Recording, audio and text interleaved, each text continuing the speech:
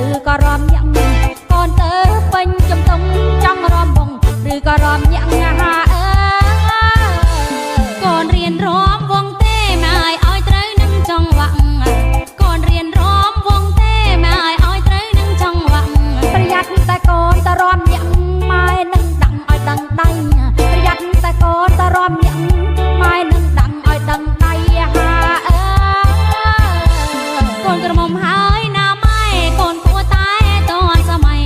កូនក្រមុំហើយណាម៉ែកូនគួរតែតនសម័យម៉ែមិនតន់ហ៊ានបើកដៃ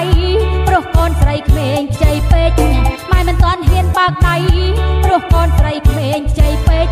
ប្រប្រងឲ្យដោយក្របីរីឯកូនស្រីដោយដើមចេកប្រប្រងឲ្យដោយក្របីរីឯកូនស្រីដោយដើមចេកក្របីវេលាក៏ពេកឃើញដើមចេកមិនបានទេក្របីវេលាក៏ពេកឃើញដើមចេកមិនបានទេអាអើ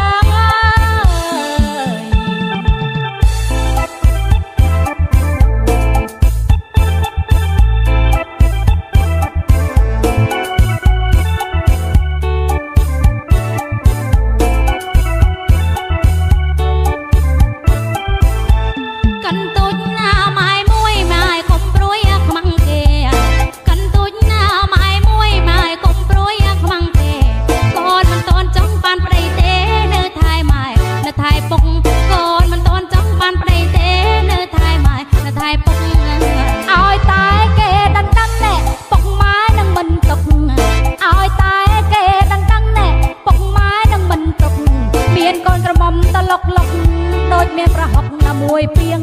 មានកូនក្រមុំតលុកលុកដូចមានប្រហុកណាមួយពីងថាអើកូនគិតថាយកប្តីដល់អាយុ20ជាងកូនគិតថាយកប្តីដល់អាយុ20ជាងអ្នកមិនបានទេមីនាងម៉ែមើលរៀងដល់កូនដឹងអ្នកមិនបានទេមីនាងម៉ែមើលរៀងដល់កូនដឹងម៉ែលបបើព្រឹកអន្តតើផ្លាក់ដើរកលឹងម៉ែលបបើព្រឹកអន្តតើផ្លាក់ដើរកលឹងកុំមានប្រសាំងអញ្ចឹងយប់នឹងសុំម៉ែតរំវងកុំមានប្រសាំងអញ្ចឹងយប់នឹងសុំម៉ែតរំវង